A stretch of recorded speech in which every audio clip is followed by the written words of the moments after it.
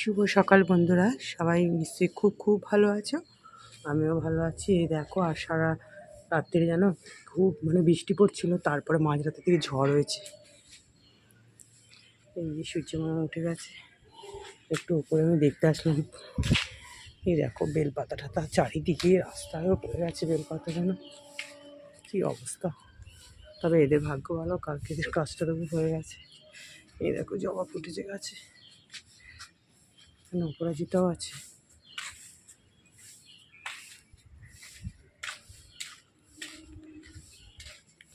সব ভালো লাগে, বৃষ্টিতেও ঠিক আছে, ঝড় ফড় না একদম ভালো লাগে না। দেখি এখানে কি অবস্থা, দেখো কি সুন্দর লাগছে বলো।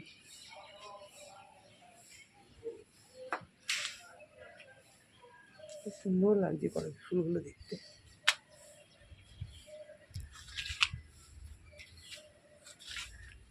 চল চলে যাই সূর্য মামাকে দর্শন করে। তারপর দেখো চলে আসলাম বারান্দায়, যে দেখতেই পাচ্ছ কীরকম রোদ। আর যত ভাবি বারান্দাটা একটু আগে ঝাড় দিয়ে নেবো, কিন্তু সময় আর হয় না। ওই সিঙ্কের বাসনগুলো থাকে তো, এগুলো আগে ধুয়ে টুয়ে নিই, তারপরে সিরিয়ালবাহী কাজেও আমার সিরিয়ালবাহী, বুঝেছো তো, একটার পর একটা কাজ করতেই হয়। আর এইখানটা আসলে ওই টিয়া পাখিগুলোর সাথে একটু কথা বলি, খুব ভালো লাগে, ওদের টিটু টিটু করে ডাকি তো, আর বলি বল মা মা বল, কী সুন্দর করে মা মা করে ডাকে তো। তারপরে দেখো এই যে বারান্দাটা ভালো করে ঝাড় দিয়ে নিচ্ছি। আর চোখে মুখে রোদ পড়ছে, আর কদিন পরে তো পা না পুরো পুড়ে যাবে ওখানে। 8টা সাড়ে 8টার সময়, 8টা কি 7টা সাড়ে 7টার সময় মেঝেটা এত গরম হয়ে যাবে, বারান্দা মেঝেটা কি বলবো তোমাদের। ওই দেখছো না বেডরুমের জানলাগুলো খুলতে পারছি না তো সামনে, এত রোদ, খাটের পুরো পালিশ জ্বালিয়ে দেয় জানো, চাদরের একদম। আর শীতকালে তো একদম কখন 8টা বাজবে আগেই খুলে দেবো জানলা, এত সুন্দর রোদ তখন খাটের মধ্যে পড়ে, তখন তো রোদের দরকার হয়। এখন তো বাপরে বাপ, সন্ধ্যের পরে জানলা একটুখানি পরে মুছবো যখন, তখন বক্সটা খুলে রেখে একটা জানলার পাট খুলবো, আর বেলার দিকে পর্দাটা টেনে দেবো। আর কদিন পরে তো পুরোই বন্ধ করে দিতে হবে, আর তারপরে সন্ধ্যের সময় সব খুলে দেবো। আর এখানটায় ঘরটা মুছে নিচ্ছি তাড়াতাড়ি। আজকে পুরোটাই না একবারে টেনে দিচ্ছি, দেখছি টাইমটা একটু আছে হাতে, ঘড়ি দেখে দেখেই কাজ করতে হয়, কী বলবো বন্ধুরা। আর এদিকে আমি অবশ্য রান্নার ওখানে কিন্তু ডাল করব, ডাল সেদ্ধ বসিয়ে দিয়েছি, এইভাবেই কাজ করছি, দুটো কাজ একসঙ্গেই। তারপরে মেয়ের জন্য টিফিনটা আছে, এবার আমি কি টিফিন খাবো চিন্তা করছি, আমার জন্য আছে ওটাই খেয়ে নেবো। গরমের জন্য ভীষণ ভালো টিফিন, এখন আর সবসময় আর করতে আর ইচ্ছা করে না। এই দেখো বন্ধুরা, আজকে এই টিফিন চিড়ে দই মিষ্টি, কিন্তু চিড়েটা না ভিজিয়ে রেখেছি, এটা মিডিয়াম চিড়ে, একদম হালকা চিড়েটা খাই না, ওটা একদম পুরো গলে যায়, কিন্তু ভিজিয়ে আমি ওদিকে একটু কাজ করছিলাম, বাস বেড়ে গেছে চিড়েটা, এতটা চিড়ে খেতেও পারবো না। চলো যতটা পারবো। টিফিন খাওয়া হয়ে গেছে, এবার রান্নার পালা। এই যে কড়াতে কালো জিরে ফোড়ন দিয়ে আলু দিয়ে দিচ্ছি, বুঝতেই পারছো পোস্ত করব। আর আমার মিক্সিটা না আমার ঘরে তোমাদের বললাম না সমস্ত এই জিনিসগুলো, এগুলো এবার টাইমও হচ্ছে না তোমাদের দাদাভাইয়ের, এই সানডেতেও হবে না, কালকেও হবে না, কি বলবো। আর একটা তো সানডে, একটা ছুটি ছাটা থাকলে এগুলো তো নিয়ে যেতে হবে দোকানে, ওই জন্যই তো ঝামেলা। এবার দেখো আলুটা ভেজে ডাটাগুলো দিয়ে দিলাম, ডাটাটা আলু এবার একসঙ্গে ভেজে নেবো। আগে ডাটাটা দিয়ে দিই না, কারণ এই ডাটাগুলো আগে দিলে না একদম ছেড়ে ছেড়ে গেলে ভালো লাগে না। তারপর দেখো এই যে আলু ডাটা সব ভালো করে ভেজে নিয়েছি। এবার পোস্তটা, আর পোস্তটা বাড়তে গিয়ে না যা প্রবলেম হয়েছে কি বলবো, মিক্সিটা কতক্ষণ ধরে ঘোরাতে চায়, এমন শব্দ হয় না, ভয়ই লেগে যায়। তারপর অনেক কষ্ট করলাম, তারপরে তো ভাবলাম শিলেই করবো, কিন্তু না শিলে করলেও হবে না, যেহেতু আমার একটু প্রবলেম আছে, জিনিস শিলেও বাড়তে পারলাম না। যাই হোক কোনো রকম বেটে উদ্ধার করলাম। এবার পোস্তটা দিয়ে একটু পোস্ত দিতে খুব বেশি ভাজে না, নাড়াচাড়া করে ওই যে জলও দিয়ে দিয়েছিলাম। দেখো একদম জল ঠল সব দেওয়া আমার কমপ্লিট হয়ে গেছে। এই দেখো পোস্ত হয়ে গেছে, একটু কাঁচা সর্ষের তেল দিয়ে দিয়েছি, খেতে কিন্তু বেশ ভালো হয়েছিল, একটু ঝাল ঝাল হয়েছিল তো ঠিকঠাক, খুব ঝাল খাই না, মিডিয়াম ঝাল হয়েছিল।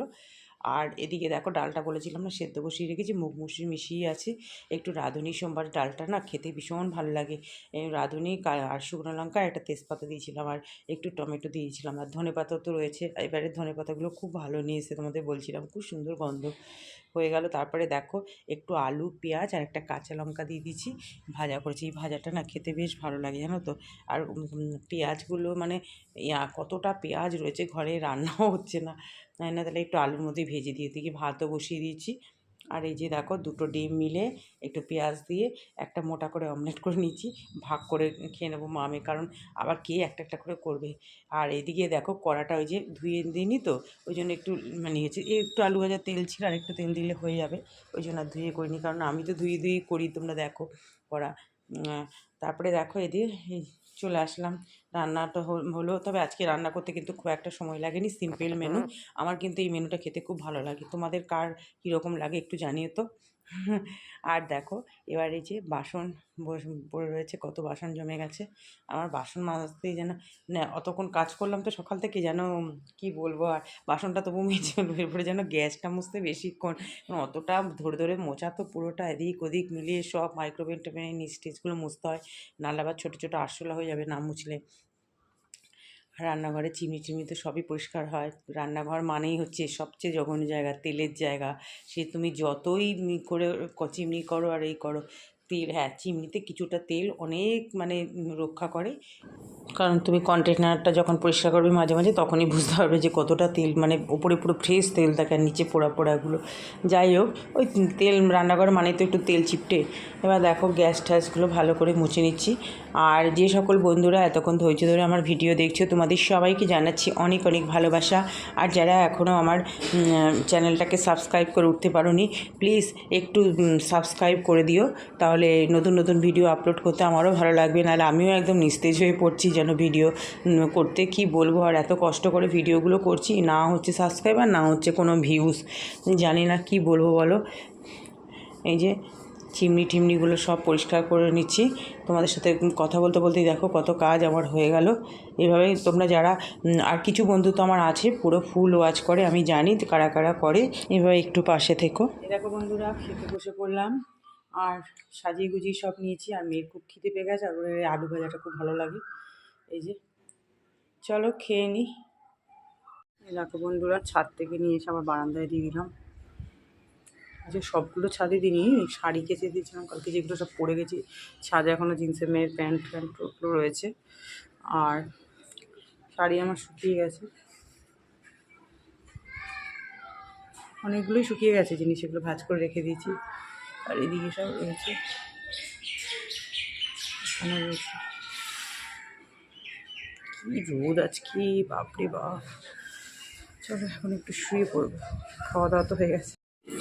শুভ সন্ধ্যা বন্ধুরা, এই যে সন্ধ্যে সন্ধ্যা হয়ে গেছে একদম, অনেকটাই হয়ে গেছে সন্ধ্যে, 7:30 মতো বাজে।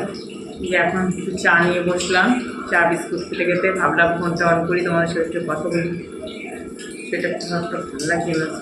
আসলে দুপুরবেলা না একটু না ঘুমোলে না সেটা একদম কিছু ঘুম আসলে। শনিবার দিন তোমাদের দাদাভাই কটার সময় আসলো, তখন এই 4:20 হবে আসলো। আর ওই জন্য এইখানে খেয়ে দিয়ে একটু বসলাম মোবাইল নিয়ে, এই করতে করতে এই জানাতারা করতে করতে বাচ্চা ওষুধ করতে করতে ঘরেই তো গেলাম প্রায় 3:35-40। তখন গিয়ে একটু মোবাইলটা নিয়ে শুতে শুতে একটু চোখটা বন্ধ হচ্ছে, তাহলে দাদাভাই চলে এসেছে। যা আর কী করা যাবে, এত আসবেই। এসে তারপরে ও করলো, ফ্রেশ ট্রেশ করলো, স্নান করলো, আবার ছাদে গেলাম গাছে, ও একটু জল দিচ্ছিলো, তা একটু ঘোরাঘুরি করলাম ছাদে। একটু করবি ফুলগুলো আইসক্রিম ফুটে গেছে তো দেখছিলাম, তাই এইসব করতে করতে তার সন্ধে হয়ে গেল। আর ছাদে বেশ ভালো লাগছিলো, বেশ ঠান্ডা হালকা হালকা হাওয়া দিচ্ছিলো আজকে। তবু ওয়েদারটা, কালকে যা দুপুরে গরম হয়েছে, আসলে কি যা রাতে ঝড় বৃষ্টি হয়েছে বাপরে বাপ, ওই জন্য মানে ওয়েদারটা একটু ভালো রয়েছে আজকে। রান্না তো করাই আছে, রাতের জন্য আবার আমি বললাম মেখে বললাম ডিম সেদ্ধ দিয়ে দেবো, কারণ আলু যে ভাজাটা করেছি না ওটাও অনেকটা হয়ে গেছে, ওটাও রয়েছে। কিন্তু পোস্ত ডাল সবই তো যা। আজকে দুপুরের খাওয়াটা সত্যি খুব ভালো হয়েছে। আমার এখন শনিবারের খাওয়াটাই বেশ ভালো লাগে, এরকম টাইপের খাওয়াগুলোই না বেশ ভালো লাগে না। তার আলু পেঁয়াজ দিয়ে ভাজাটাও বেশ ভালো লাগছিলো, পোস্তটাও ভালো হয়েছিলো। আমি তাই মেখে বললাম, শনিবার দিন আমার রান্নাটা রাতেই হয়ে যায়, সিম্পল রান্না কিন্তু খেতে ভীষণ ভালো লাগে। চলো চা খেতে খেতে ভিডিওটা এন্ড করছি, সবাই ভালো থেকো, সুস্থ থেকো, টাটা।